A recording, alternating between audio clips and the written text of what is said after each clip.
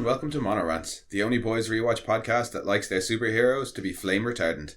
I'm one of your hosts and jack of all trades, Mono, and with me is my co-host and master of none, Kira. Kira, say hello. Hello. I mean, it's only like the same thing that we do at the start of every episode. Sorry, Boo was being cute. Yeah, I don't care. Don't be distracted by the cat. Come on. Come on. We've got a lot to cover today. So I know. we don't need no distractions, because today we are breaking down season 2's final episode, What I Know.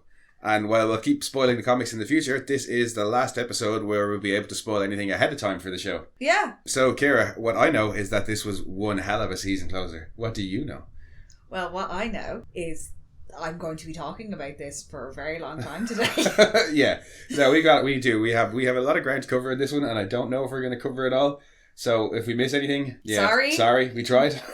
Loads. It's what? You broke it down by scenes? Yeah, I broke it down. There's about 40 odd different like sequences or scenes in this episode, so we're bound to miss one or two. Yeah, we'll hit all the major points though. We'll certainly try. But before we launch into it, we'll go for our usual summary. With the nation in panic following the attack on Congress, the government are pushing to get V to their frontline forces. The boys must make a last-ditch attempt to stop Vought's advance and rescue Ryan from Homelander and Stormfront. To pull it off, they'll need some help and a change of heart from Butcher.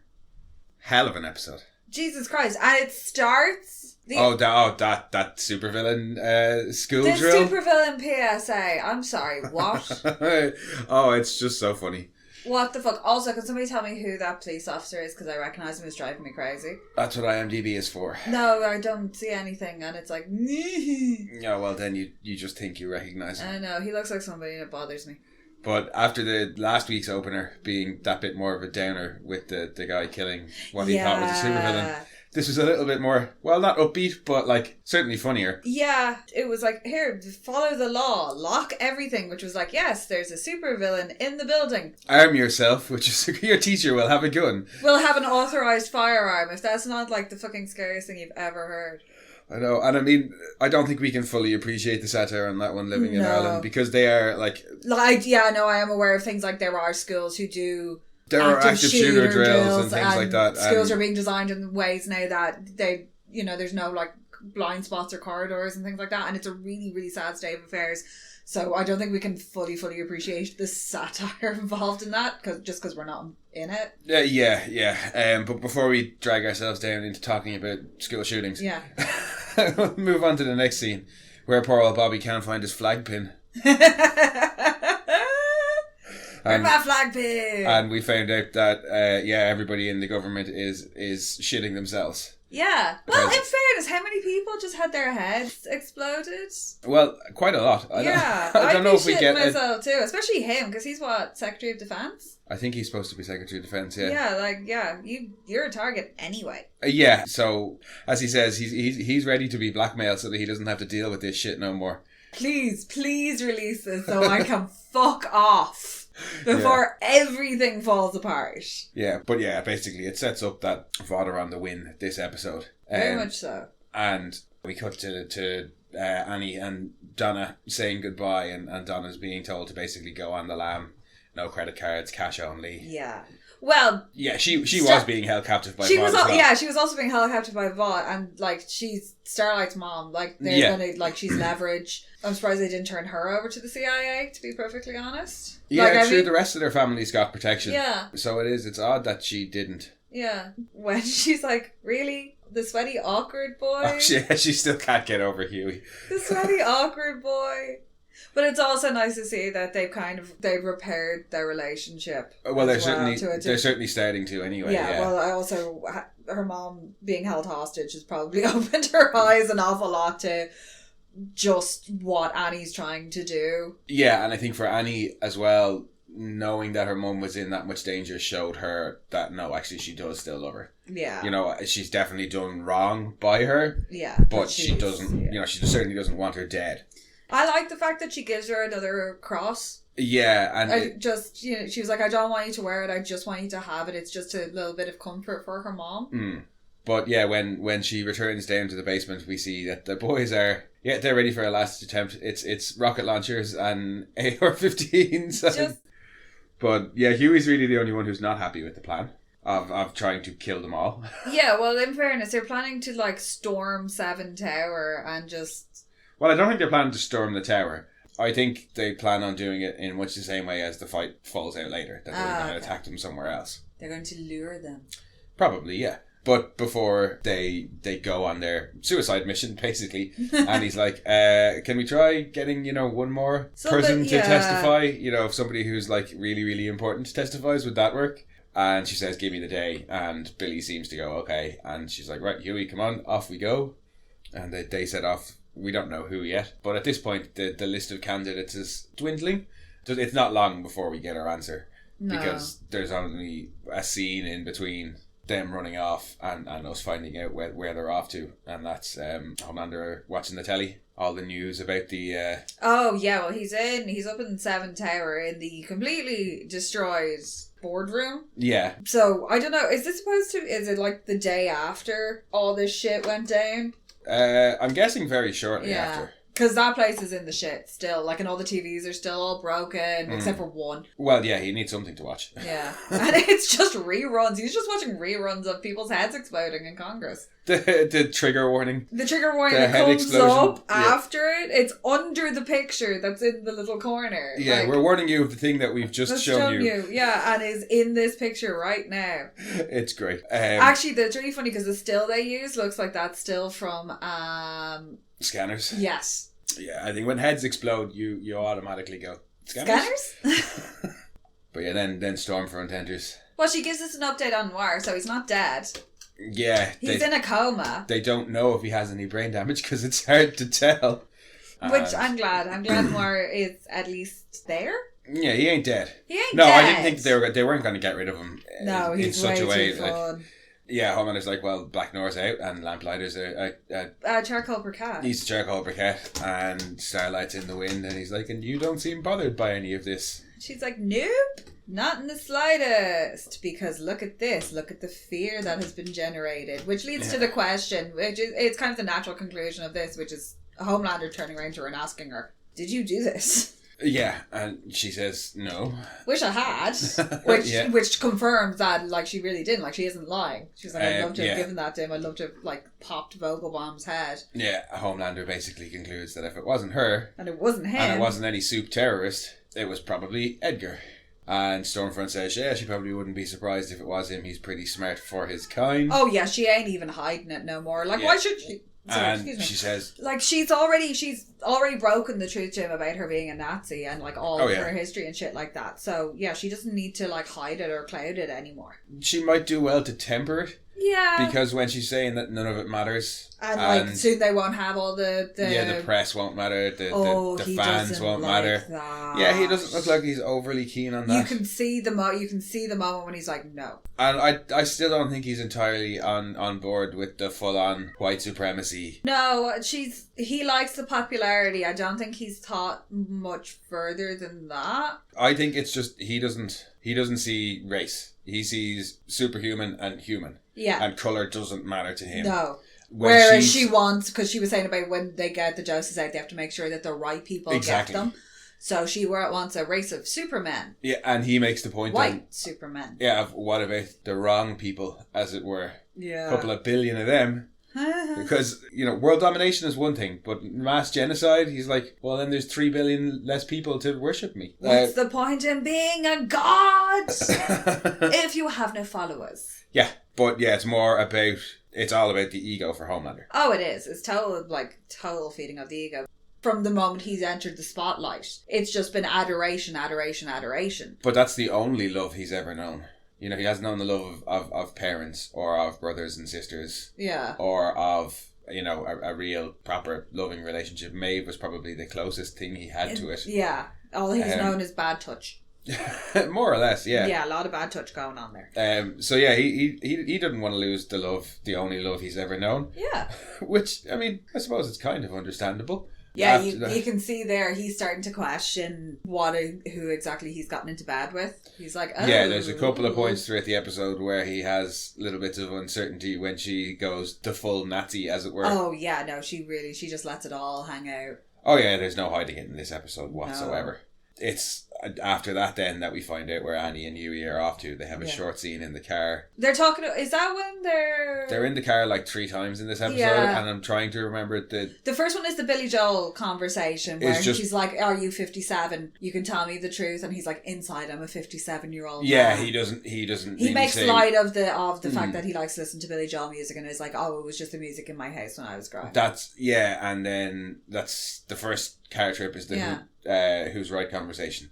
That Billy is right. That we should probably attack them. And Huey's like, well, then why did you bother coming with me? And she says, well, you never give up on me, so I'm not going to give up on you. And we find out that they're off to try and convince Queen Maeve. That's when she apologises. Sorry, Annie apologises during that car ride for the things she said, and she's asking him why he came back for her. When she's treated him so badly. But she didn't. Yeah, whereas you and I don't think she really treated him all that badly. He I'm sorry, but she really didn't do anything. Like, okay, she might have been a bitch to him, but it was well deserved. She was bitchy to him in the first episode when he started by being a cunt. Yeah, and she had every right to be bitchy to him in that episode. And then the only other thing that maybe she did that was like, maybe leaving him at the subway after they had sex. Yeah, after sleeping with him, then she kind of tries to cut things off. But considering everything that was going on around the relationship, that was the smartest thing to me, me, that's understandable. Yeah. So I really don't see, and then in the Sage Grove episode when she says about how he's too good for either of them, her or Billy. Yeah, he's definitely too good for Billy. But I didn't get that. I was like,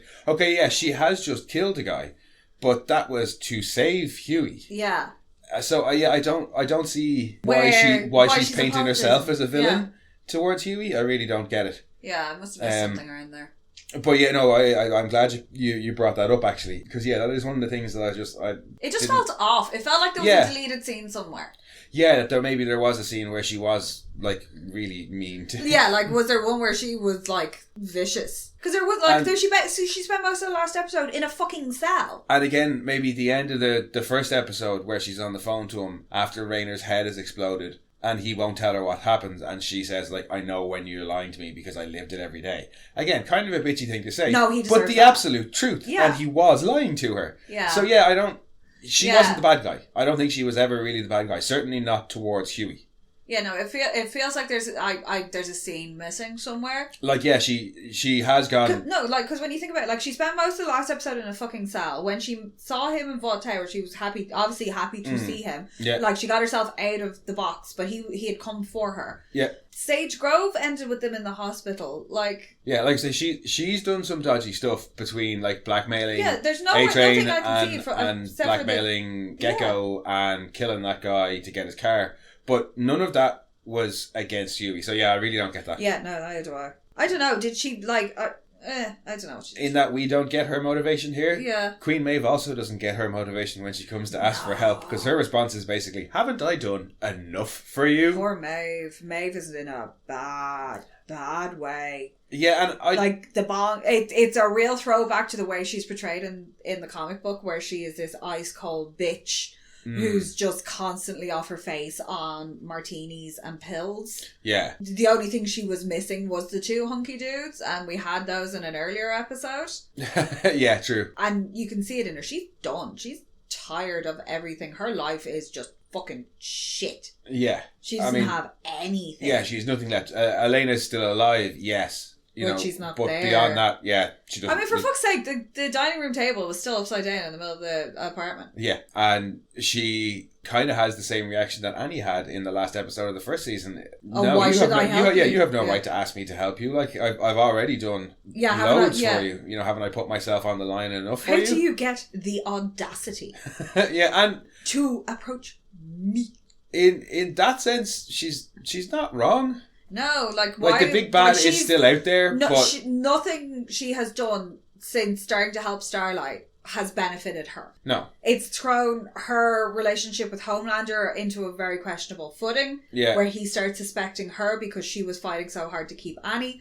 It's fucked up it hasn't so much fucked up her relationship with Elena, but a fallout of it messing with her relationship with Homelander. Yeah, has caused that because he became suspicious of her, and it's just been this domino effect that has resulted in her off her face in the middle of the day. But I think what Maeve needs to acknowledge as well is that it's because of the positive benefit that Annie had on her that she was able to reconnect with Elena. You know, if she hadn't kind of learned from Annie in the first season, she would never have been able to get back, have had the kind of emotional maturity and depth to get back together with Elena. But that's all blown up in her face. Yeah. Oh yeah, no, everything you just said is right. I'm not trying to I understand there is a positive there, but in the grand scheme of things, she can't see that right now. No, oh god, no. The grand scheme of things can go fuck itself right now. Yeah, she really can't see with that. A big ass dildo, like it's not coming near anything.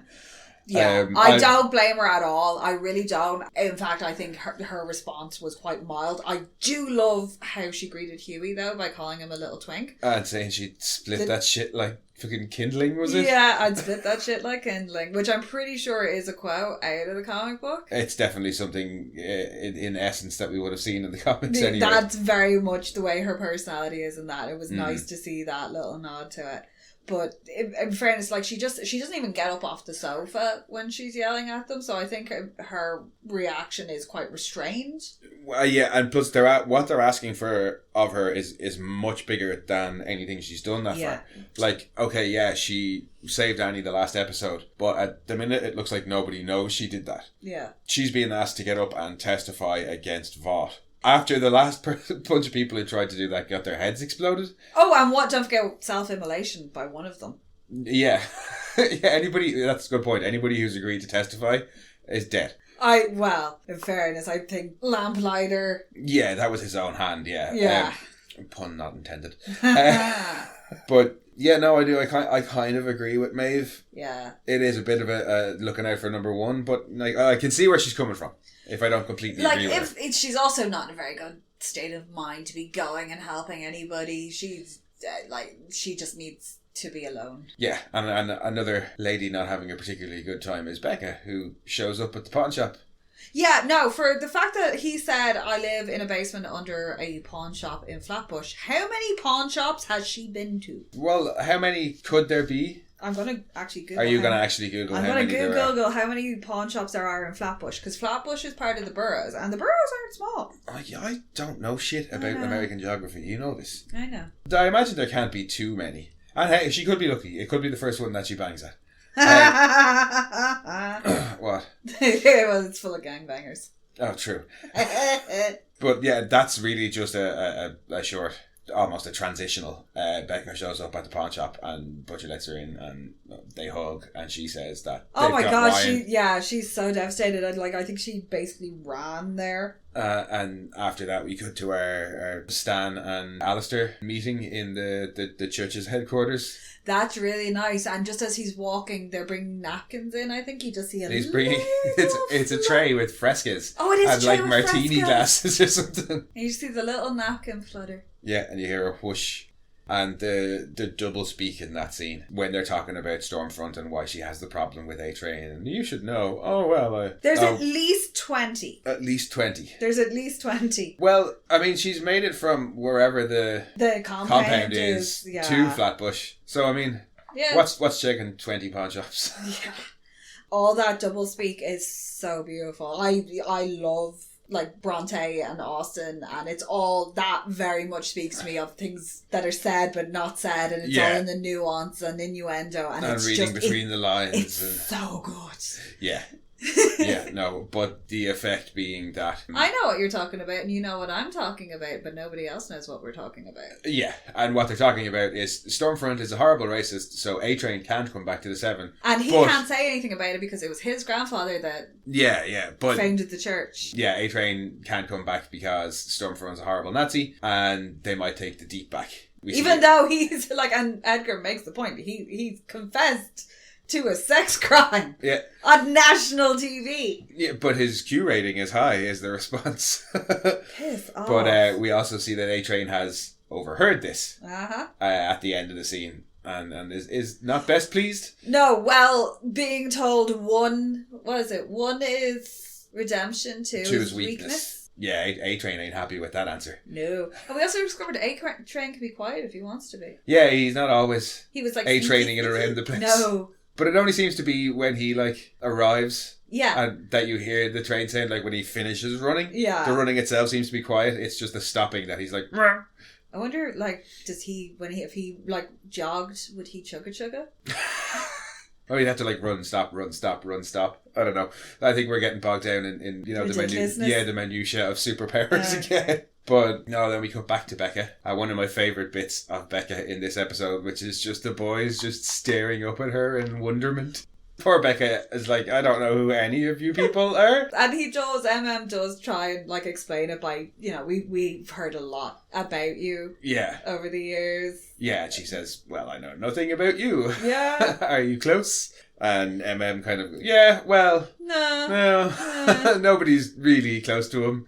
Oh my god, Frenchie looks so affronted by Frenchie's that. like, I'm close to him, how dare you? I am close. Butcher's like, I'll give her a bit of space. Says he's going to try and find out where they're keeping Ryan. Yeah. But the fact that he's keeping him out of the spotlight bodes well for his intentions with him. Yeah. At least she didn't try and dress him up like some little, like, fucking Hitler youth. Yeah. Could you imagine a little pair of lederhosen doing the thigh slapping dance? Maybe that was why they recast. Do you remember Ryan at the end of season 1? Yeah. Was an incredibly blonde child. Oh my god, he was super children of the corn. Yeah, do you think maybe that was why they recast him? That they wanted, considering what happens with Stormfront trying to, like, induct him. Maybe he was too old. Maybe. But yeah, no, when Butcher goes to leave and Becca comes up to him and says, you know, I have no right to ask you for help after how I talked to you. And he says, look, no, I'll do everything I can to get your son back. And they hug. And the boys are just sitting down staring at it being like, oh, look at Butcher expressing emotion. It's so cute. Yeah, but also, yay, growth! Growth for Butcher! Yes. And immediately after that is when we see Stan walking out of his meeting with Adana and getting the call from his assistant or secretary or whatever saying he has a call from Butcher. Yes. Yeah. A meetup presumably is arranged. Yeah, we don't see it because before we see the meetup, we see our last little bit of Ashley for this season. Yay, poor Ashley. Oh, well, not our last, but there's a tiny bit where she's on screen with no line for like a second later on. But yeah, this is the last... I think the last time we saw her, she was slightly on fire. Yeah, and now she's losing hair. Oh yeah, she's got a big bald spot going on in the back there, and Stormfront's just like, "What's wrong with your hair?" She's like, "Nothing." But Yeah. like, in fairness, from her perspective, Homelander has shown up with this kid and just gone, "Here, mind him." And since the congressional hearings, is it? Yeah, I don't know. Yeah, he was at the congressional. Yeah, good point. He kidnapped him. Yeah. Because he did kidnap him. Went to the congressional hearings, yeah, with Stormfront. Oh no, Ashley was at the hearings as well. Where the fuck did they leave him? Yeah, where did they leave Ryan? Did Noir babysit him? Well, no, Noir was... Well, he could... No, because he was busy beating the crap out of Annie and then getting tree nuts shoved in his face. Yeah. Nuts. Maybe it really was Home Alone. He was running around the tower while nobody was there. Yeah, while all the emergency alarms are going off and shit. But yeah, Ryan's been hanging out with Ashley. Entertaining himself because all Ashley did was get him dipping sauces. Dipping sauces and try and teach him the names of the cats from Cats. Yeah, because he's never seen Cats. Why would an 8-year-old have seen fucking Cats? I haven't seen Cats. He's seen an officer and a gentleman. True, yeah, and Dances with Wolves and The Blind Side. So yeah, okay, yeah, that's a good... He's got more of a chance of having seen Cats than any other 8-year-old out there, probably. Yeah. Well, I saw Cats, the musical, when I was quite young. Yeah, but you saw a lot of musicals when you were young. Yeah. So that doesn't count. Sorry, I was just trying to be like, look, his mom, is raising him well. I'm not saying that. I'm just saying he has a better chance of having seen it than... I would have when I was 8. That's well, for in sure. fairness, he's entertaining himself by writing down all the states of the US, either alphabetically or geographically, as fast as he can. Yeah, because he's been taught that by his mom.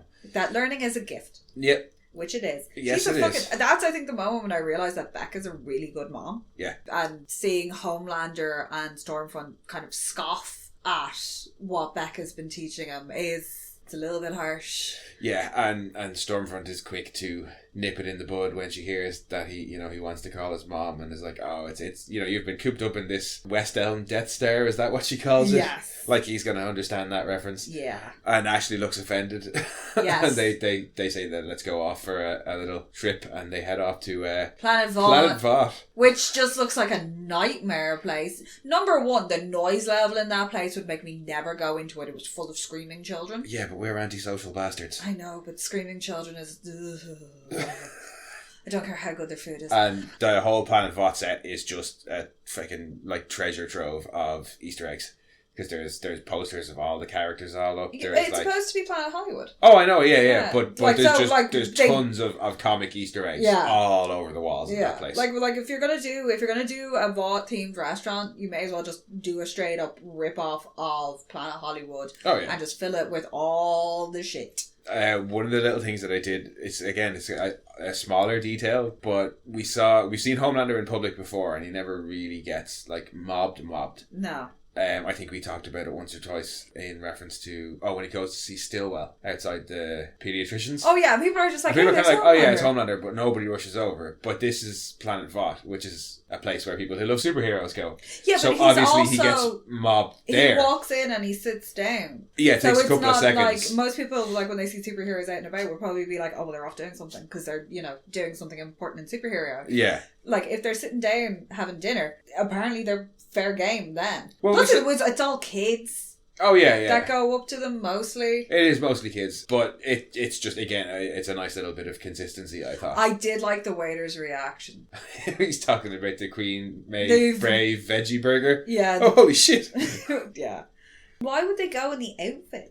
Do they own normal clothes? Well, Homelander said very early on in the show that he gave up on his secret identity ages ago. Yeah. But I think he's just not thinking. He acknowledges it later that he's not thinking that, yeah, it's fine for them. They're well used to it. But as we see, Ryan is not used to being surrounded by this many people. Ryan. Like, number one, he's overwhelmed by just his sheer amount of people that are there anyway. You can see that in like when they walk into the restaurant, he's nervous to be there. Yeah, I've never been around that many people, I would assume. Like, he's already uncomfortable in the environment. And then once one person asks for an autograph and to take a selfie, and the pair of them get up from the table and turn their backs on him and move away. Yeah. And everybody starts to crowd in and nobody's paying attention to this small boy in the middle of it. Like, everybody just wants their moment with the superheroes. Mm. And he does. You can see the panic attack starting in him. Yeah. And Homelander, in a shocking twist of fucking familial fucking feelings, realises it and actually takes him out of there. Yeah. Yeah, I like that it is just done out of genuine concern for Ryan. Well, he picks him up, he cradles him to him, he puts his head down, he just turns around and he walks out. He walks out and asks people to keep away and doesn't give a shit, doesn't say anything to Stormfront. Yeah. And you can see Stormfront looks a little bit miffed that he's gone off without saying anything. Yeah. But it's pure concern for Ryan. And we see a couple of bits of genuine concern for Ryan in the last episode and in this episode more so. Well, this as well for him is somebody who, if he plays his cards right, will love him for all his whole life. But you've also got that going on, that this is somebody that he can nurture and grow and have a relationship with. That a real one though. Yeah. That's what I think for him is it's the real one. He never had a real mother or a real father. But this is his real son. Yeah, because we do get to see a lot of that side of him in this episode where he's actually human. Yeah. He's not a robot. He's not a Vought bot. He's not, he's put aside his ego and shown kind of the small child that he was, this small kid locked in a lab. He actually lets that out a bit this episode. Yeah, no, he does. And that's not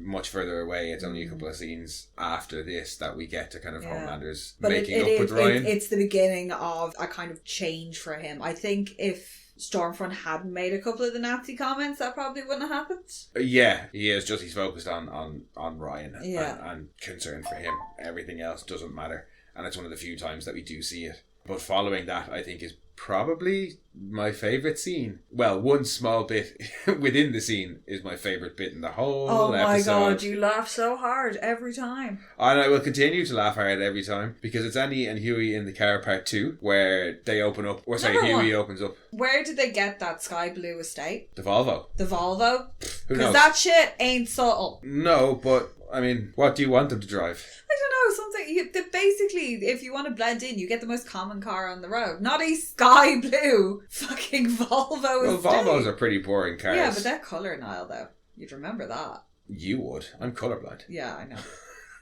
But yeah, no, they have their conversation about, well, Annie's like, oh, moms, don't they suck? They're just a gift that keeps on giving. And then she's like, oh shit, I put my foot in my mouth. Because, your mom's dead. And he was like, no, she's not dead. She just fucked off on us when I was 6. And I think that's the first time we learned that. It is, yeah. I was like, I just always assumed his mom was dead. I was like, oh, he's got like the kind of, they've given him the superhero origin of having at least one dead parent. Yeah.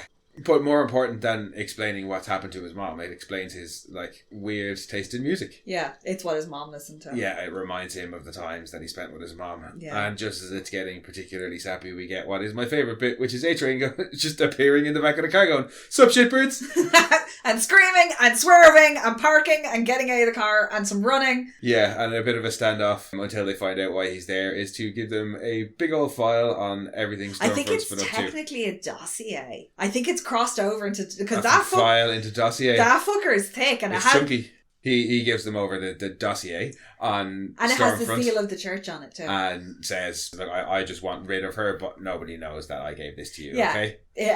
This is purely selfish reasons that he's doing this. He's already heard that he can't get back into the 7 because of Stormfront. Yeah. So he needs rid of Stormfront. This is the easiest way to do it. So he's like, yeah, especially because Shockwave kind of exploded everywhere. Yeah. And there doesn't seem to be any other speedster. Just the 2 of them so far. Yeah. We've got no Flash multiverse fucking multiple speedster thing going on. No, not yet at least anyway. No. After that then is another one of my favourite scenes. Well, I don't know if it was my favourite, but I was certainly worried watching it. The Butcher Edgar meeting. Oh, that could have gone, that was tense. And again, some amazing lines, mostly from Edgar, but yes. some brilliant lines from Edgar about ruthlessness and business and prices per share. Oh, no, my favourite line from that is a white man's privilege. Oh, I can't lash out like some entitled maniac. Yeah, that's a white man's privilege. So good. I also like how quick that chef whipped out those Gruyere puffs, by the way. He must have had them on standby. Probably. It was just really random that he's like, oh, can you see if he can whip them up? And literally 2 seconds later when they come back with his drink, they're like, poof, Gruyere puffs. And I was like, nope, nowhere has service that quick. Vought does. Vought does, apparently. Do they have a super chef? What is... they have a speed there. There's your third speedster. He's in the kitchen. What's he doing? Shaking the food to temperature? Yeah. He's vibrating the food to temperature. Don't say it like that. Well, look, it's one of the Flash's powers is vibrating. I know, but he vibrates his way through things. Not always. Most of the time. He's vibrated things to heat them up before. But yeah, it's only a short scene, but watching it the first time I was enraged because when Butcher says, no, you just get Ryan and I get Becca. And that's the way it's going to be. I was like, no, Butcher, come on. After everything you've gone through this season, you're going to do this? Really? Really? You're going to just make her mad at you? Well, I mean, he probably lied to her, yeah. You know? But it's a beautiful scene and really, really well scripted. Yeah, no, it's one of the better scripted ones. I think anything involving Stan Edgar. Yeah. Both meetings that he has in this episode, you actually get to see a lot more of kind of his personality. Where he has the little mocking phrase to say to your man, head of the super church, whose name I can't remember, when he's talking about Stormfront being one of your grandfathers. Yeah. Like the way it's ever so slightly mocking of I know something I shouldn't know. And in the meeting with Butcher, you can see his rage when Butcher says to him, that bitch should bother you, and he basically says through gritted teeth, "Of course she bothers me." And there's a few little bits where you see again the mask, not the mask slip, but you see emotion from him as opposed to just the pure. He's very because in everything up to this point he'd been very calculating. He still is. Even in his dressing down of Homelander. Oh, that's one of the best bits of Stan Edgar. But it's still done in a very calm, precise manner. Whereas this, you actually get a bit more passion, for lack of a better word. Tempered underneath this business suit and double talk. Yeah. But there's no double speak when Homelander and Ryan have their nice little tender moment following that. Is that the same cabin that he killed Doppelganger in? I'm going to say yes. Okay. It looks the same to me anyway. Yeah. So it takes, so when Ryan has had a panic attack, they were somewhere in the middle of New York. Yeah. And Homelander did the smart thing, took him out of the restaurant, flew off with him somewhere, has brought him to this cabin that's nice, quiet and secluded, and kind of looks like he's just kind of let him be. Yeah, to calm down. And he's outside. Stormfront shows up. Yeah, tells him. Thanks for waiting for me. Yeah, well, what are you doing standing out here? You're scared of a little kid. Go in there and get him to talk. And when he goes in and Ryan kind of is aware of his presence, he stops counting the states and apologises. And he's lying on that sofa like Andy Capp. He is lying on that sofa like Andy Capp. And it's probably for the best that he doesn't know what's happened on that sofa. Oh, no. Oh. with no Doppel Stillwell. Stop. No. And the milk. I bet you that sofa smells like curds.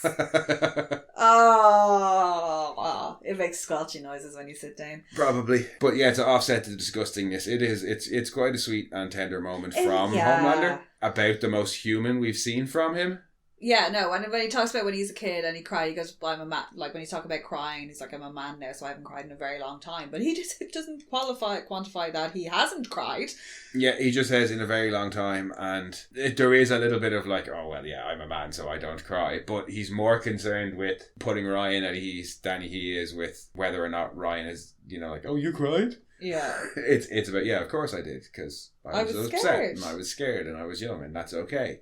And yeah, no, it is. I think it's one of the tenderest bits. Yeah, which is then very promptly ruined by fucking Stormfront rocking up. Oh, it's a little bit later when they're trying to get him to use his powers. Is that when she starts talking about that? Yeah, all you get in that scene is him telling the story about him running away the first time he was kind of introduced to the public, and he flew off and they find him 80 miles away. Yep. Yeah, no, that scene is just that little bit of tender moment between Ryan and Homelander.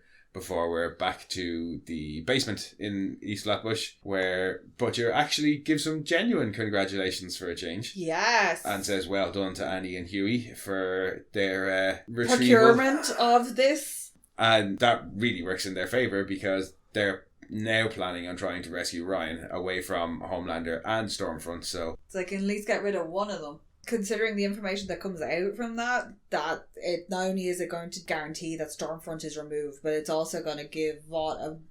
knockback. Yeah. One would hope.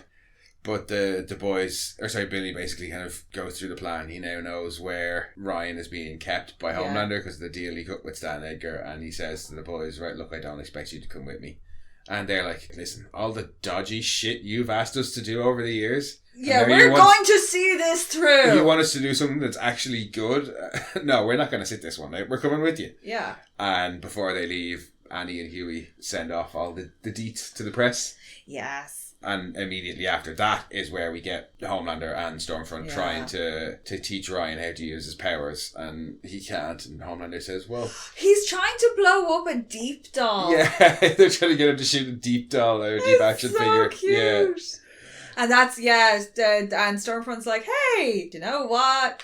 People hate us because of the colour of our skin and they want to kill us, and it's called white genocide. Fuck off. Oh, it's just so sinister. Homelander's just staring at the back of her head like, would you what? Ever loving. That's one of the other real moments where I think Homelander's like, no, I don't like this. Yeah, we need to get rid of you. He kind of glosses over it there when he's just like, okay, well, look, let's get back to what we were doing. Yeah. But I think if the media reveal of Stormfront being a Nazi didn't happen, I think Homelander would have probably... Well, he can't laser her in half. No, but I do think he would have pulled away from her because of how she's dealing with Ryan. Yeah. But that's not really an issue because Stormfront's phone starts hopping. Yep. I can only imagine what state Ashley's hair is in at this point. There must be handfuls of it everywhere. Poor Ashley's going to be wearing a wig next season. Probably, yeah. But at the same time, a part of her might be like, well, this is one of my biggest headaches. Yeah. Now gone. Yeah, but it's one massive headache to get rid of her. She's still got to deal with it, though. It's one massive headache to get rid of her. Like, she's VP of like... She's... what was Stillwell's official position? VP for Soup Relations or something like that. So she's basically PR for the Soup. She's head of PR for the Soups. Yeah, But I think... Having one of your superheroes being revealed as a 100-year-old Nazi. But it seems like, Ugh. it does seem like with Stillwell gone, the real big stakes stuff gets given to Edgar. Yeah. As we see later in the episode, and as we had seen earlier in the season when he's like introducing Stormfront after the Supe terrorist gets captured. Yeah, she's a babysitter. He's told her that to her face. She's exactly. a glorified babysitter. That's what I was going to say. Yeah, you're probably right though. She probably will be wearing a wig next season. Yeah, because like, you know when Homer finds out Marge is pregnant and just pulls the hair out.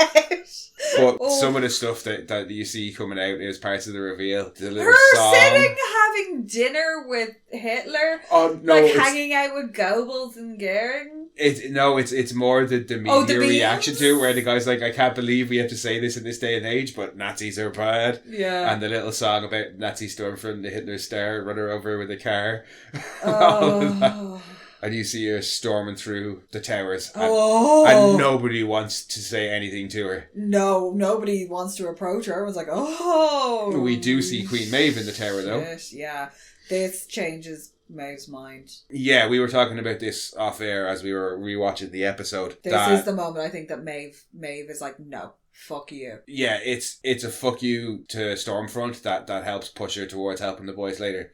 But I also think she knows that Homefront, god damn it, we keep doing that. I know. She knows that Homelander and Stormfront are an item. And she already knows how bad fucking hell. Homelander is? He does not need to be radicalized. Yeah, he does not need a Nazi influence. So I think she's like, no, we need to stop this now. Especially with how insidious Stormfront has been in her agenda. She's been very, very vocal. She's very much shaped the narrative of getting V out there and V being a good thing. Yeah, well, Edgar has said that. She's very She's loud. Good. She makes people angry. Angry people want V. Yeah. So that's also dangerous too. Like, she was dangerous before. Yeah. Now with this additional information, she just has to be stopped. Like, she can't be allowed to amass any more influence. Well, she wouldn't be now that everybody knows. But for Queen Maeve, but for whatever influence she's been able to exert on Homelander already. Yeah. That's where it is. It's like, will he pick up the ball and run with that?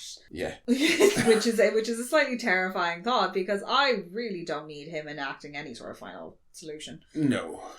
But then following that, we get like, I don't know, what about 15-20 minutes of just fast-paced, insane action from when the kind of assault on the cabin starts with the pile of Vought Sonic speakers. They also use Vought brand ammo. Yes. Because Vought make fucking everything. Yeah. They really are the Amazon of... Oh, yeah. They're Amazon Disney smushed together. Yeah. Oh, God. Oh, God. Yeah. That's a takeover we never want to happen. From either end. No. No. But I like that this is the first thing that we've kind of seen that in any way affects Homelander is the pile of speakers with the specific frequency. Yeah. Because he is actually having quite a sweet, like, he's just having a little moment with Ryan, and they're sitting in the cabin and they're watching the news. Yeah. And he asks Homelander what a particular word means. What is it again? He's like, one of the news reports says. I can't remember. I just thought it was very sweet that, like, malfeasance or something. Malfeasance. Like he's got what like, does malfeasance mean? And Homelander's like, it doesn't matter. But Ryan's like sat like kind of tucked up next to him, and it is like if Ryan hadn't been there, Homelander would have been like losing his fucking. Homelander would be gone. Oh yeah. Whereas he's actually quite calm. He's like, oh well, she made her bed. This solves his problem. Well, for him, that's problem solved. I was kind of starting to not like what she was doing. But I'm going to take... And I wasn't sure how to deal with it. Now I don't have to deal with it. I have my boy. I can, I have something else going on over here. Because he knew as well, he's never going to replace her daughter. Yeah. It was fun to bang her, but that was about it. Well, I think that's it as well. Is he's never going to get that love, that adoration from her. I think he sees that she sees Ryan as a means to an end. Oh God, yeah. Whereas he doesn't. No. He does not see Ryan. He does Ryan now is at his least. kid. He sees Ryan as his son. He's totally fucked up in the way he deals with him. Yeah. But we are seeing throughout this episode that he wasn't raised by parents. He has no idea what is considered normal. No. But like you say about him sitting there with Ryan watching the telly. Yeah, it's just very domestic. It's quite nice. And it's really nice to see. It would have been better if he hadn't been wearing the fucking cape. But he's still concerned with keeping Ryan happy. Yeah. It's like whatever's happening to Stormfront is less important than keeping Ryan safe and not upset. Yeah. And I think all of the scenes of that we see of the kind of tenderness towards him with Ryan really help add weight to his later on crack at the end. Yeah, because they're chatting away and he's trying to explain to him what malfeasance means, and like he fucking knows. Yeah. And thanks to Frenchie's, I'm gonna only assume this was Frenchie's idea. Oh, it was, yeah. Pile of speakers, really annoying frequency. I don't have super hearing, but even just having that playing yep. was fucking annoying. The cats all left the room. And he goes, right, you stay here. He tucks him down. He's like, you'll be safe here. I'll go find it. Yeah. And he leaves. To try and find out where to it's try coming and find from. it. The boys are in what looks like a hangar. Yeah, it's one of those half hangars. Yeah. Because that's how they find out that the news has broken about Stormfront. They see Stormfront flying overhead. And Huey leans forward from the backseat and is like, hey, look, the news just broke. And they're watching it and they're watching all the memes about it. Yeah. So when they see her leave, that's when Frenchie goes off to set up the pile. Yeah. Playing this horrible tone. Yeah. That's what lures Homelander out. And they see how, because that's behind them, they're like in the middle between the house and the pile of speakers. Well, I assume the pile of speakers is actually quite far away. Yeah. Because Homelander can fly so fast. Well, there's been enough time for her to get back to the tower. Yeah. And she doesn't fly as fast as Homelander. She flies pretty fast. But it's still like Rochester is about 2 hours north of New York driving. Oh, we're not doing a maths equation on this. So yeah, no, take it as being like maybe a half an hour between her leaving and then setting off that tone because he has to get there and get back. Yeah. Yeah, I'd say they're good. And he's running flat out. But yeah, no, Becca and Butcher run into the house. Because they see him fly overhead. And that's their cue to go and get Ryan. Because Becca is very, very adamant, has been very adamant throughout the whole thing that she's not staying out of it. She's going to get her son. And she's determined. And you can't deny her this wish. Like, she's fought tooth and nail to keep this kid alive. Like, she literally has gone toe to toe with Homelander over this. And the only reason Butcher wants to keep her away is so that she can't be there when he hands the child off to Vought. Yeah. So at some point during all that, he changes his mind. Yeah. They get back to the hangar and MM's like, what you doing? This wasn't the plan. Yeah. And Butcher basically says, right, you take Becca, take Ryan and go to Mallory. Becca's super confused and asks him what's going on, and he finally comes clean. Yeah. And says, I cut a deal with Stan Edgar that they were going to take Ryan and I was going to get you, but when time came, I couldn't do it. You and Ryan need to get away from me. Yeah. I can't put this shit on you. I think it... Well, he says, I'll do it again. Yeah. But one of the things I thought was quite telling was he says, I can't pass my shit on to him. Which you wonder, would that conversation have happened? Would his train of thought led him to that point if he hadn't had the confrontation with his own father? Yeah. Because his father was like, oh, I'm proud of you. You grew up like, harder than anybody else. And he's like, he's actually come full circle and realised that he's not a good person. And it does show a growth because when he first found Becca, he didn't want Ryan to come because he was a super freak. Yeah. Now he wants Becca to go away from him with Ryan because he's afraid of the bad influence he will be on Ryan. And he's also referred to multiple times as her son. And he's I picked that as being... Yeah, he keeps saying her son. And not the your kids. Son. Yeah. But yeah, no, that was one of the moments when it happened in the show. We watched it the first time. I was like, oh, thank God. Yeah. He's not going to... Oh, thank fuck. Because you do think he's going to completely fuck them over. And it's like, no. I'd have given up. I think I'd have given up if he had gone through with it. I'd have been like, I love this show, but fuck you, I'm out. Yeah. No, you can't do that. Because it has been, the last couple of episodes, he has turned a corner. Yeah, we've talked about it plenty. Yeah. And this was the culmination of it. Yeah. It was a little bit wavery there with the whole Edgar deal. And I think that was just put in there to make us, as a bit of a bait and switch, to make us think, oh no, he's going back to his old ways. But it got me. Hook, line and sinker. Yeah, no, I was when he comes clean, it was like, yes, finally. Finally. Yeah. He convinces her to go with to be safe. That's for the best. They drive off and you get Homelander finds the... Oh, yeah. He finds the pile of speakers. He thankfully makes the noise go away because it was fucking annoying. Yep. When he gets back to the cabin, it's full of poor Vought goons. Yeah. They really are the red shirts, aren't Yeah, they? no. Faceless Vought goons. They didn't even put balaclavas on these ones. No. And obviously Butcher's followed through on part of the plan. He's contacted Edgar. Yeah. They've sent in a squad. Homelander has noted the fact that pile of speakers says Vought and didn't look too happy about it. Well, he says as well, he said, did I hear somebody say butcher? Yeah. And then he hears somebody over the radio say, did you get the boy? And Yeah. he's like, where's my son? Yeah. Where's my son? And The one poor guy goons. who doesn't answer and gets sliced in half. Oh, God. Yeah. The Vought should. I hope that Vought have a robust health insurance policy on all of their employees. Nobody ever thinks about the goons. But they all did. They all dead. I reckon he stomped them into a little paste. Yeah. Because when he comes out of that cabin, he looks like Carrie at the end of Carrie. He does. With less fire. Yeah. Like, it's everywhere. They hold it back for a little minute or two and we see a bit more before they cut back to him coming out of the cabin. Yeah. But yeah, when he comes out, he is just... He's drenched. Yeah. And I think he danced on them all. And then he licks his lips and he kind of tastes it a little bit. It's like, ew, don't do that. No, gross. Yeah. And it's like, oh yeah, no, there's the Homelander that we forgot about. Yeah, there he is. he was sweet with Ryan and we kind of got, oh, no, Homelander, look at you being a good dad or trying to be a good dad. No, yeah, you're a mass murdering fuckhead. Never mind. But yeah, when we see MM and Ryan and Becca try to leave, yeah, Stormfront comes back. Yay!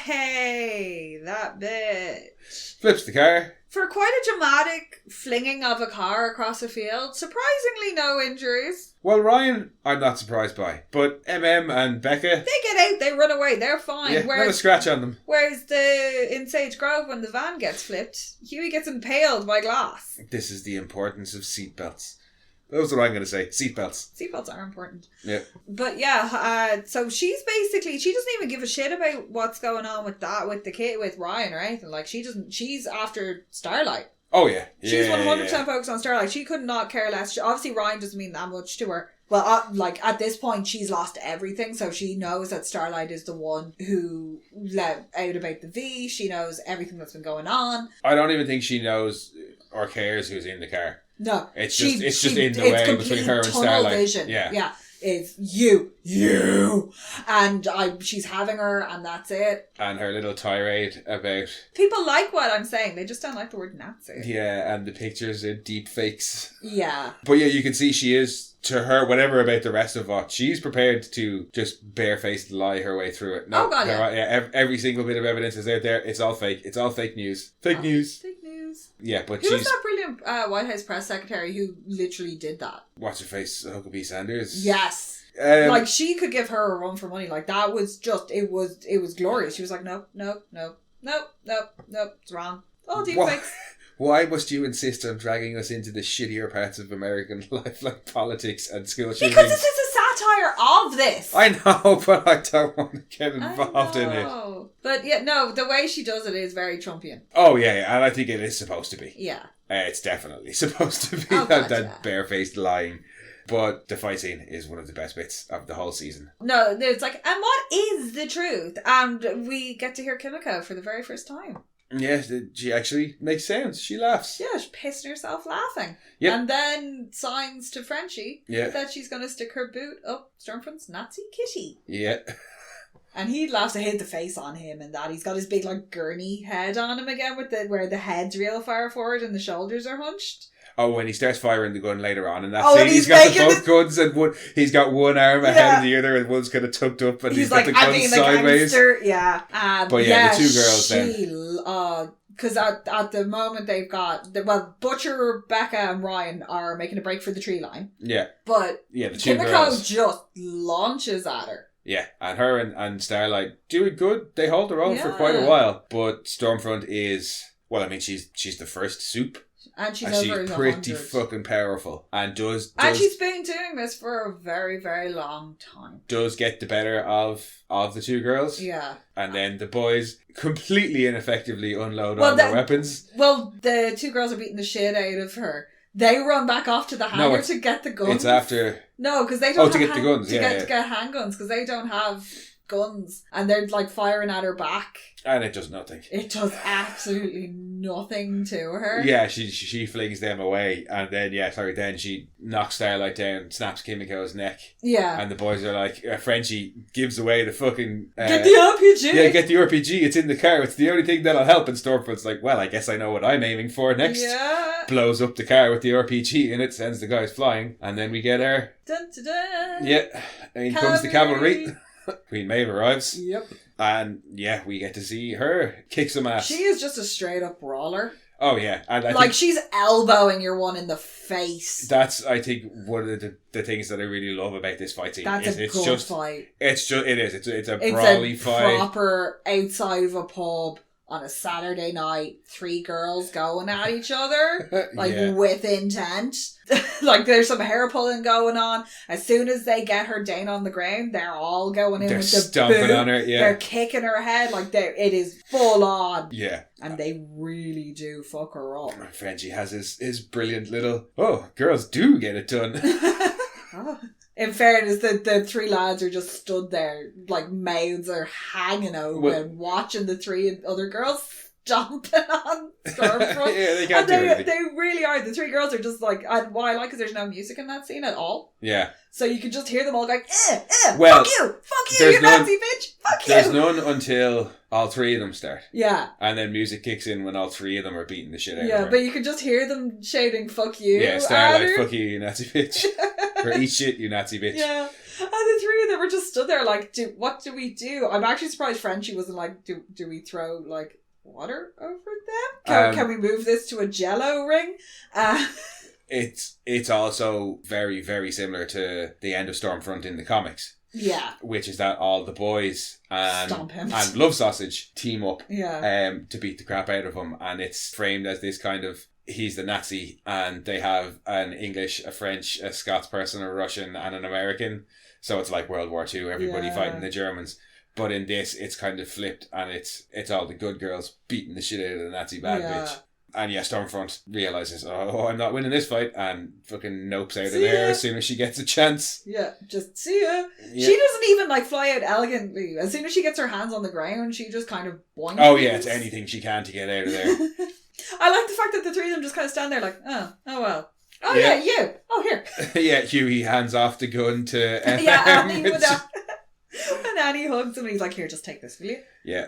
But Stormfront, I think, at this point, she's obviously just like, she's desperate and grasping at straws. She tried to get her revenge. It didn't work. Everybody knows she's a Nazi. So the only thing she has left now really is, well, maybe I can still have my Ubermensch, my natural born Aryan soup baby. So she goes and finds Butcher and Becca and Ryan. I just realised that's probably, they have to explain to Maeve why Kimiko got up with a snapped neck and walked around again. Because it's kind of glossed over with, like, obviously we had seen it with when Noir stabbed the shit out of her, it's that she can't die. There is a little, when she gets her neck snapped, none of the boys react beyond just unloading their weapons. Yeah. But Annie looks up from the ground and there's a look of shock of, oh no, Kimiko's been killed. But the boys don't react because they know. No, and I think it's like that Annie doesn't know, but then... When she wakes back up and she snaps her neck back in, that was very nice. And she's straight back into it. And there's one shot you noticed in particular, there's one blow she lands. She's really fucking fast. Yeah, she just streaks across the screen. And she gets punched one way by Starlight and then the other way by Maeve, and then Kimiko just streaks in from the left of the screen. And pow! But when she does catch up then with Ryan and Becca and Butcher, she sounds kind of manic and she's like, Ryan, come with me. You don't belong with them. But she's looking pretty rough at this point too. She's filthy, she's covered in blood, and it all kind of goes a bit pear-shaped, really. Yeah, Butcher tries to step into the way and gets flung to the side because boys are ineffective in this final fight scene. It's all about the women. It is all about the women. Becca gets one good shot in. Really nice shot with the knife in the eyeball. And good girl. Again, that is, I think, a little comics Easter egg because in the boys, Stormfront gets an eye taken out by the female. Yeah. I think but she pulls it out. Yeah, she pulls it out. I think that was like, let's have Stormfront lose an eye. But it's also nice, good girl Becca as well. Stabbed her right in the eye. Oh yeah, it was, and it's effective. Yeah, well, it pisses her off more. Well, she's definitely in pain from it. Yeah. But yeah, no, it does piss her off more, and she pins Becca to the tree. by her throat. Yeah. And then starts to slowly squeeze. Whilst also going, look at me. Open your eyes. Look at me. I like to see the light go out. Like we've heard from her before. Yeah. She gets a hard on for killing. Yes, she does. Apparently, even when it's white people she's killing, she still gets a hard on for it. But then I suppose she probably views normal white people as lesser to super white people. Yeah. So, hey, everybody's beneath her. She's happy to kill them. Yeah. She's also, given that she's a Nazi, what was that? I hesitate to use the term, but breeding program to breed good Aryan children, and the mothers were basically these volunteers. Your one from ABBA. Volunteers in inverted commas. Your one from ABBA is one of them. Yeah, I can't remember what it was called. But they basically, the women were volunteers, for lack of a better word. Basically breeding stuff. Yeah. That's probably all she considers Becca to be is, well done, you bred this is mine. Yeah. So, when she's coming from that perspective, she doesn't see Becca as anything other than an obstacle. Oh, yeah. And is quite happy to kill her slowly. Very slowly, yeah. But that ends up being her undoing. Yeah, Ryan's just standing there. Number one, that kid does not move for that whole scene. I don't understand why he doesn't run up and try and stop her. Because I think he's paralysed with fear. When he showed his powers before and pushed Homelander over, he was just holding Becca by the arm. Now, he was gripping her quite tightly. Yeah. But Ryan was reacting to Becca's discomfort. Yeah. Like, she looked uncomfortable, but it wasn't like a massive threat. This is somebody actively trying to kill his mom. He's never seen violence on a scale like this, so I think he's just frozen in panic and fear. Yeah. Whereas with Homelander, it was... leave my mom alone. Yeah, and it was in his own territory as well. Yeah, and everything that's gone around him. Yeah, he's like, here's this man who mom has just told me is her husband. This is my dad, but this shit's gone on. Yeah, and this has all probably happened in the space of a couple of hours since Planet Vought. Yeah. So Ryan ain't having a good day. No, poor kid. But yeah, lashes out. We see a flash of white light. Yeah. And cut back to Stormfront lying on the ground. Stumpfront. Stumpfront. Smells like bacon. Yeah, lying there smoking, blathering away in German. About a lovely day where they had apples. It's all about a nice day she had out with Frederick and the daughter. Yeah. Yeah, Stumpfront is lying there. Butcher wakes up and Ryan is just standing there saying, I'm sorry. And then he sees Becca. Poor Becca. Bleeding from the throat. Yeah. And I have questions about that. I think they've left it like that intentionally because you don't know whether it was what Ryan did.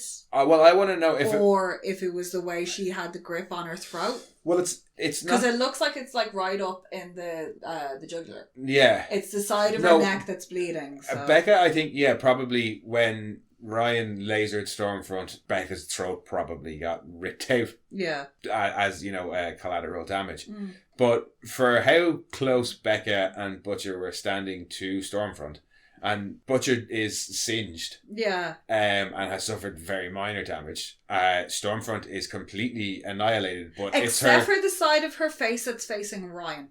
But her she's missing the side with the good eye. Yeah, is the right hand side, which is the side that's facing Ryan.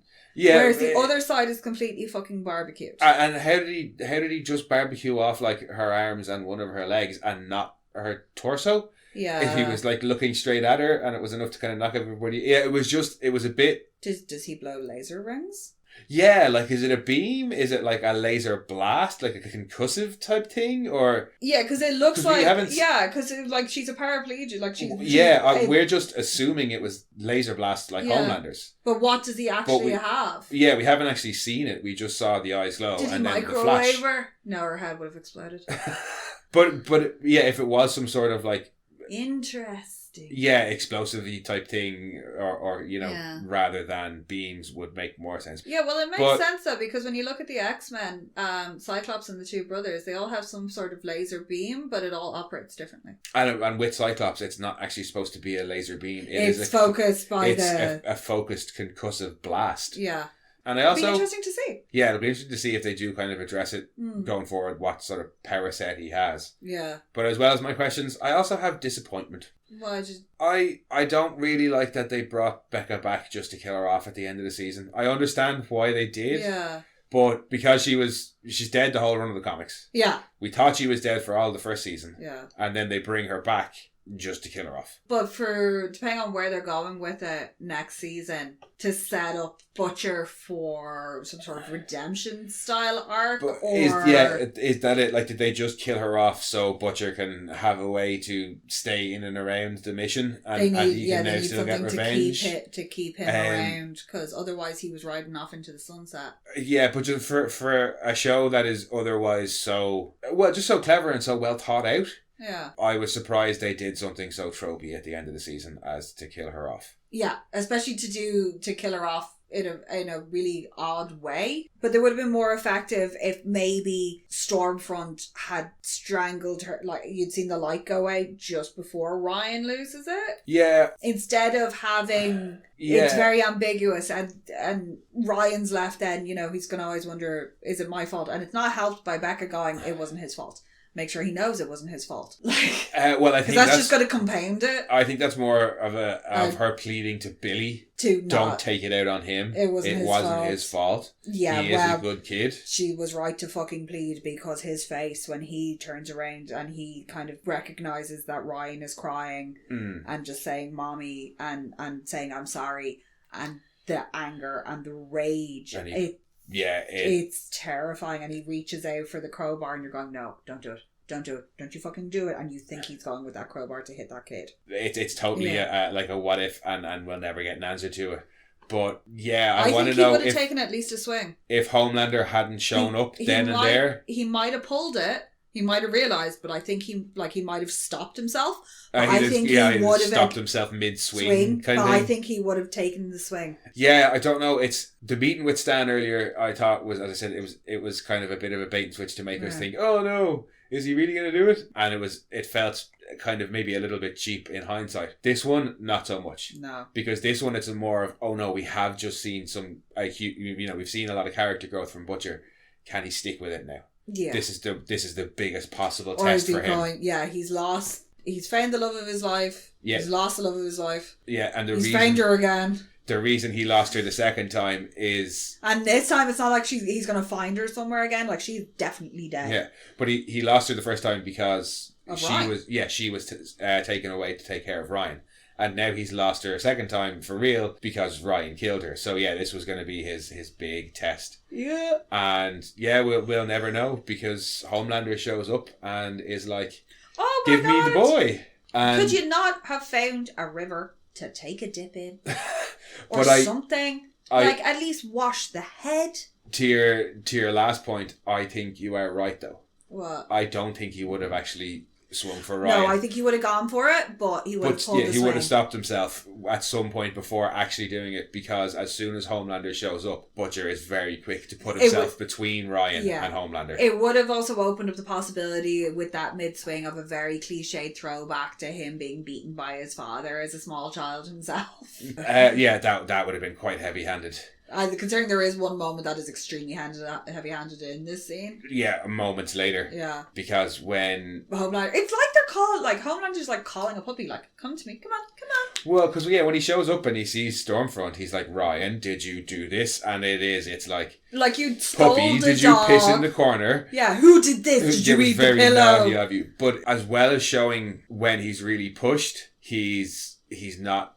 as loving as we thought he might have been towards Ryan. But it also shows he's not that beat up over Stormfront. No. He's a bit like, my fuck toy is ruined. But that's, and he's just... Well, at least now she can't run away. He's oh God, Kieran. Jesus Christ. Oh, right, okay. Sorry. Just no. I don't even remember what I was trying to say. No, he's not willing to throw the baby out with the bathwater. He doesn't want to get rid of Ryan. No. He does refer to him as the little shit that killed your wife when he's talking to Butcher.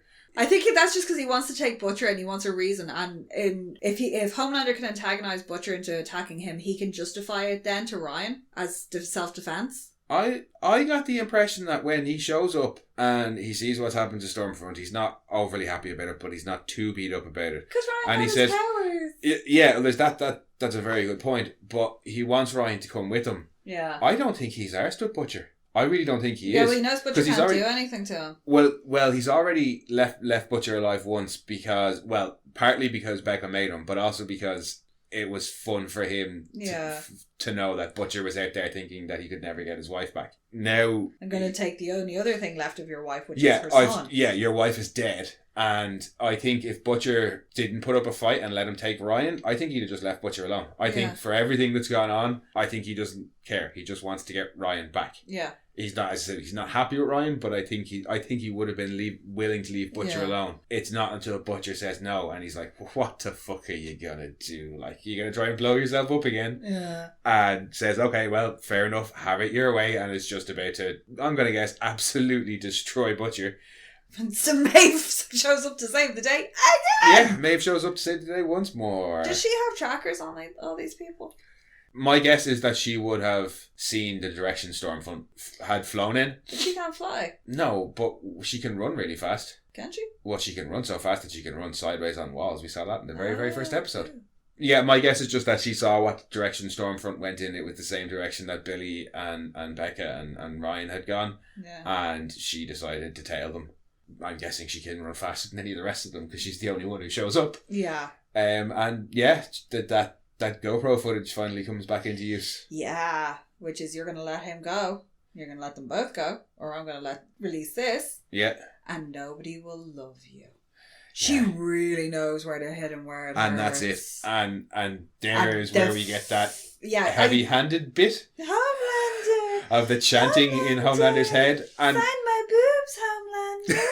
yeah, we both thought that was really heavy-handed. It just was unnecessary. It would have been enough to just focus in on his face and see him thinking. We would have been able to infer, oh yeah, he's thinking about all the love and adoration he gets. We didn't need the chant. The chanting, it takes away from the emotional roller coaster he's going through. Because you can see it in his face. He's like, oh no. I could be wrong, but I think it's the first time the show has done anything like that. Yeah. Like, in other shows where you might hear something a character had said in the background playing over while a character is sitting there thinking... like Simba, I'm your father type shit. Or any of that kind of shit. Or well, Marge, you mean I'm going to be a daddy? Any of that kind of stuff. Yeah. We've never really gotten it in this show, so I think that probably it was a really weird decision. Yeah, we, as well as us thinking it was heavy-handed, it for me, it definitely, it broke the spell, and I immediately was like, oh yeah, I'm watching a TV show, and I'm actively thinking, why did they decide to include this? Yeah, it did not need to be in there. No, didn't need to be there at all. It was really bizarre. Don't understand why it was there. One of the things, well, there's just kind of two things that I thought were interesting in that bit. One, it's not really clear whether or not Billy can make out what's on the GoPro. No. He's far enough back that he probably can't see what's on it, and depending on he might not have heard what's on it. He might also just be concerned with getting the fuck out of there. He doesn't visibly react to what's being shown on the GoPro anyway. No. So that's kind of open-ended for season 3. He's not really surprised. But also... I don't think he's surprised by anything that these superheroes have on each other. Well, no, but there's no visible reaction, so we can't tell whether or not he did see it. Yeah. But also, what I thought was interesting is when Maeve threatens him, she says, "I'll show this to everybody." He says, "If you do that, I will destroy everyone and everything. Not that you love, just everyone and everything. Everyone and every." Is he just talking about if you do this, and I will destroy the world? Yeah, pretty much. Yeah. And she says, "Well, I don't care." If the world don't love me. Well, but no, Maeve's response is, well, I don't care. If you destroy the entire world, there's nobody left to love you. And that's the same thing. If I show this to the world, there's still nobody left to love you. So either way, I win. Yeah. And there's a crowbar. Yep. And we're getting Jensen Ackles. So that's a whole bunch of Under the Red Hood references right there. Yeah, so that's a nice bit of blackmail going on there. But that's the role completely reversed now between Maeve and Homelander. Because Homelander was, you do what I want and you go where I want and do what I want, or I can, kill Elena or harm Elena. Yeah. Now Elena's gone. Yeah. Maeve effectively has nothing. Maeve has zero fucks left to give. Yeah, she has 0 fucks left to give, nothing to risk, and has this massive thing to hold over Homelander. Yeah. So now Homelander is under her thumb. Yeah, she's a woman scorned. And we know about they say about them. Yeah. Pretty much after that, we cut straight to the press conference where Edgar very quickly says, so Stormfront was a Nazi. She's the one who's responsible for all the head explosions in Congress. We completely disavow her. We have captured her. She's in an undisclosed location. Goodbye. Here's Homelander. Yeah. And Homelander's there with Maeve and Starlight, because that's part of the deal, is that no, he's going to let Butcher and the kid go. He's going to stop hunting Starlight, and he's going to let all that shit lie as well. And leave Elena alone and leave her alone. They're going to leave everything alone. Everything's going to go back to the way it was, and he's going to stop these ideas of grandeur that he has going on. And Starlight's back. She's in her old uniform. I kind of rushed on a little bit there before we acknowledged when Homelander kind of silently accepts Maeve's blackmail. He looks so hurt. Oh yeah. It's a bit of an et tu, Brute. I don't know if it's that. I think it's he's had to make a choice between his son and the love of the world, and he's just chosen the love of the world. I'm assuming he probably thinks he can maybe find Ryan again in the future, but I think it hurts him because of all the development we saw with him earlier in the episode with Ryan. He looks he does look really, really upset about it, and really completely unbalanced. Yeah, well, he's severely unbalanced anyway. Yeah.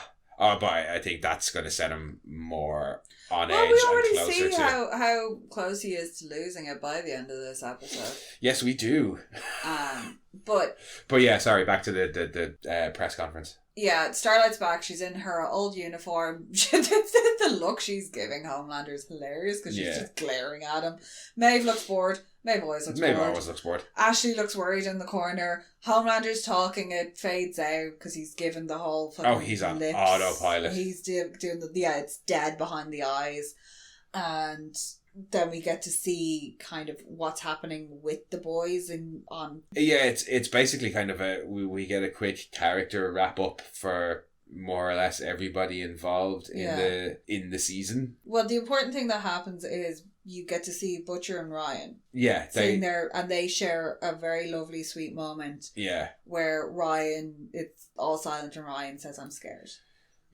And Butcher gives him the St. Christopher's medal that Becca had given to him to keep him safe. And he's like, now your mum's going to help keep you safe. And it's a lovely, touching little moment for him. He recognises that this kid needs to be looked after. He hands him off safely to Mallory. They're informed that all their crimes, even the ones they did commit, all the charges have been dropped, so they're all free now. So they get to see reunite with his family. Oh, well, no, but she says that they've all been cleared and there's an Office of Soup Affairs has been set up. With Newman. Victoria Newman is the person in charge of it, and she's slipping me some off the books funding for a team to keep tabs on the Supes. Which is when the comics start in The Boys, that's what the Boys they were are. A CIA Black Ops up to this point they've just been, well, they were at some point semi-legitimate, but since we've been watching them from episode 1, they've basically been vigilantes. Yeah. And now Mallory's finally saying, we're getting money. The band is getting officially put together. Yeah. And all the members of the band decide to fuck off. Yeah, because Butcher walks away when she says that. She's like, "Are you interested?" And he just puts on sunglasses and walks off. Yeah. And then, we see goes home to his family. He doesn't have the dollhouse, though. No, he doesn't have his Vermont country dollhouse. I bet you it's in the boot of that car there. Why does he have a penguin? Yeah, why does he have a penguin? Why doesn't he have or show the dollhouse strapped to the top of the car or something? Or in the back seat. Because it was mentioned a few times. Yeah, is that if he doesn't finish that Vermont country dollhouse? Yeah. He was going to kill Frenchie. Yeah, or kill Huey. Or have him going into the house and then have it later on where him and his daughter are playing with it. But I was like, where the fuck's the dollhouse, bitch? But gets to go home. We see Frenchie and female are going to go off dancing. Yeah, well, they're all leaving the Haitian King's Annie thinks basement. Annie thinks she's about to get dumped. Yeah. When Huey says he's too clingy and he wants to go off and stand on his own 2 feet. And Annie's like, oh, okay then. And he's like, no, God, no, not you. Oh, God, no. No. I'm going to cling to you like crazy. I'm not stupid. And apparently Annie is stupid because she's like, if you're not talking about me, who are you talking about? Yeah. Because he's obviously talking about leaving the boys. Yeah, because he latched onto them following Robin's death. Yeah. And now he doesn't know where else to go. He can't go back to his old life and his old friends. No. So he actually makes a very smart decision of going and asking Newman for a job. Well, it seems like a smart decision. Yeah. Well, from his perspective... from his perspective. Like, the way he says it is he wants to do something. He still wants to try and take down Vought. He just wants to do it covered by less guts. But by the time we find out that's what Huey's plan is, we have a slightly different view of Victoria Newman. Yeah. Because, I suppose just before we get onto her... how she is revealed. Yeah. There's one last little bit of Church of the Collective business to wrap up, which is that A-Train's back, baby. A-Train is back in. Yep. Fantastic setup. Yeah. Adana calls the two boys into the office and says, we had a break-in. Oh my god, the Deep's face. His facial expressions are so good. Like when he's I've never seen somebody play an idiot so well. He's such a good idiot. He plays just this gormless idiot so perfectly. And it's all the little touches like him grabbing his head when all the heads are exploding. Or when Starlight says that somebody shoved a dick in her face and he's immediately looking around as if he thinks that... When he's eating the chips and he's like, and he hunches down. It's those reactions. And like when he says, they find out there's been the break-in and he's going, oh no. I'd never do anything like that. And Dana says, no, we would. I know you wouldn't, but not like A-Train. And the way his little head just like flips around, he's like, you? Yeah, well, A-Train is a kind of feigns. He's like, oh, what's PDR? And he's like a private data reserve. And yeah, basically says, no, we know it was you, A-Train, but actually we think it showed initiative.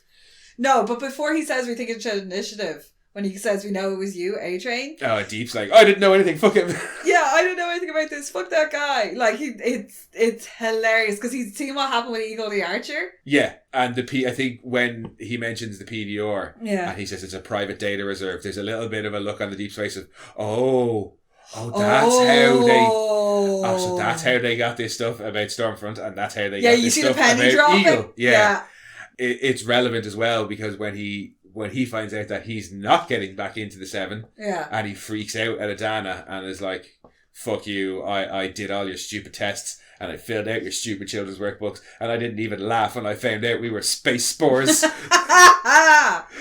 And Adana says, like, I signed over my bank account to you. That's the thing. Adana says to him, we can do a few more courses and get you up to level 7. And he's like, I don't want to pay for any more courses. How can he pay for courses if they have control of his bank account? He goes, I did this and I did this and I married that crazy chick. He doesn't even give good blowjobs. Yeah. But yeah, when Adana's like, calm down, you're acting like a toxic personality. I think, he stops then, and that's, I think, when he thinks of Eagle the Archer and the private data reserves, because that was how it was first described to him. Yeah. Nobody's to have any contact with Eagle, he's a toxic personality. Yeah. And now Adana's just said to the Deep, you're a toxic personality. So he's like, calms down a little bit, and leaves, but not before saying the most hurtful of all the insults that Adana could hear. Fuck Fresca. Fuck Fresca. And he does. That's the one that Adana seems most upset about. Yeah. Because as soon as A-Train finds out that he's back in the 7, he's like, right, out of here, see ya, bye. Yeah. Oh, yeah, he didn't care about anything else. He doesn't even wait to see like whether or not the Deep's back in, which is not. And Adana directly quotes Stan Edgar. Which is as to quite harsh. Yeah, 1 is redemption, 2 is weakness. Yeah. And there was a part of me, because I know we were saying last week that, the Deep's fully drunk the Kool-Aid.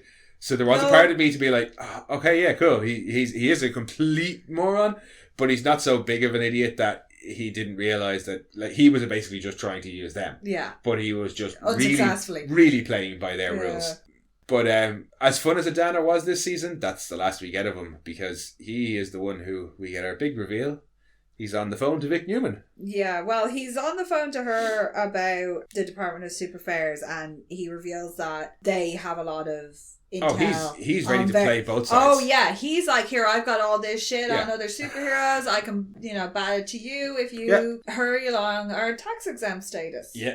Which means a lot more money in his fucking pocket. Well, yeah, because that's, as much as Vought are only concerned with the bottom line, that's what he is. He knows anybody who runs any type of mega church like that is all about the bottom dollar. But he's got A-Train back into the 7. Yeah. And he's definitely going to be getting a cut off that. Yeah. Now he's willing to throw a bunch of other superheroes under the bus despite just having a meeting with Stan Edgar because it can get him more money. But no, Victoria Newman ain't down for that, it would seem. And Adana's head blows, and we finally get the reveal. She's been popping heads all along. Yeah, it's very nicely done with just the swirly white in the eyes. And, it was so hard not to talk about this whole fucking season. Yeah, she's the head popper. Especially during watching back the sequence in Congress. Because I was trying to work out, does she need to make eye contact with them? But there was people blowing up behind her, so she doesn't actually need to have direct eye contact with them. Unless she was being able, because she was full on facing one way and somebody's head popped behind her. Does it? Yeah. So I don't know exactly how that power works. I don't mind that, because there was people as well who got annoyed with the eye flicker on her in the last episode, and they were like, well, how come her eyes weren't flickering when she was doing it in Congress? Yeah. And I think it's just a way to show us as the audience. And I'm willing to let stuff like that slide when it serves a purpose. Yeah. I mean, if you want, you can say, oh, well, maybe she had to concentrate extra hard because she was looking at Adana from, 50 or 60 meters away. Yeah. And that's just what happens when she concentrates hard. Yeah. So that didn't bother me too much. Yeah, especially because a lot of the other ones don't have any sort of tell for their powers. Like when you think about Starlight kind of does, because her eyes glow when she draws a lot of power. Stormfront's eyes glow, but not all the time. But it only seems to be when she's angry. When she's angry, they kind of they will buzz and stuff like that. Whereas Cindy, there was no visible sign of anything that she was doing. No, and the van flipper guy, he did have visible signs. So yeah, it's a mixed bag. And there's nothing. It hasn't contradicted itself. No, because as we discovered there as well on this episode, that A-Train could be quiet. Yeah, I have a bit more of a problem with A-Train being quiet because we've never seen him be quiet before. Whereas, we don't know exactly. She could have had contact lenses in for all anybody knew. No, that's it. Honestly, if you were wearing colour contact lenses and her eyes swirl over behind that's all happening behind those contacts. My thing is, I don't mind something like that. That's incongruous, so long as it doesn't step over something that you've already established. Yeah. It's like when we were talking about the CCTV. Yeah. Don't show us that there's a shitload of CCTV around. And then not utilise it. And then show us somebody easily bypassing all of it, but not telling us how. Yeah. That pissed me off. Yeah. The eye glow thing, didn't bother me so much. Because if they didn't put the eye glow in, it would just She would just have been staring at it. She would just have been staring at a random window with blood on it. Also, the timing, her timing is mwah. Because it's the second he pops that fresca. Yeah. And the little bits of blood dropping into the empty fresca on the ground. Yeah. And that was a particularly nicely framed shot. Yeah. I just like the windows, because it was like that scene in Pulp Fiction where he accidentally shoots your man in the head in the back of the car. Yeah. And it just goes up the windows. And a little bit of bits of arterial spurt coming out. Yeah, just little blip. But we know this show does gore well. Yes. But that's about it. The only other thing after the reveal then is Huey going and getting the job from Victoria Newman. Yeah. And I question her motivations though. Knowing what we know now, I can't understand whose agenda she's pushing or if she's pushing her own. I am going to call it there because we're approaching 2 hours in the record and we're going to be doing a season wrap chat next week. So I'll save it for so that. We can save our theories as to what Victoria Newman is doing for a season wrap chat. Anything else that you'd like to add about the episode? No, this finale left me with more questions than answers. For me to obsess over. As big as the Becca reveal was last season, Newman. The Newman one was more because with Becca it was like, oh my god, she's alive. I never expected this, but you could kind of parse out the reasoning behind it. Yeah, we knew what Vogelbaum had said about keeping dogs with their mothers and yada. So it's pretty obvious that was the reason why Becca was still alive and hidden away. Why Newman's doing what she's doing? No. We don't know. She assassinated the deputy director of the CIA. Yeah, but we'll definitely talk about that in the season wrap. That annoyed you. But no, I really, really enjoyed this season closer. Yeah, no, absolutely delighted with it. Annoyed that I have to wait 2 years basically, but this shit takes time. Yeah, good things come to those who wait. And we're going to be getting even more good things with Diabolical. And we're incredibly lucky that we actually are getting a season 3 given the current state of the world. Yeah. So I'm just thankful for that. Yeah. But like I say, we will definitely be back next week. We will have a season wrap chat. And then it's just a long wait until Diabolical comes out, I guess. We'll find stuff to fill the void in the meantime, don't you worry. But guys, come back and join us next week for our season wrap chat. In the meantime, if you want to get in touch, you can follow us on Twitter at rantsmono. You can drop us an email to monorantspodcast@gmail.com.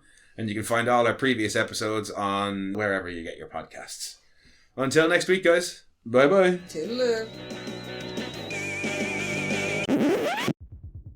We are Science Fiction Remnant. This is the Funny Science Fiction Podcast.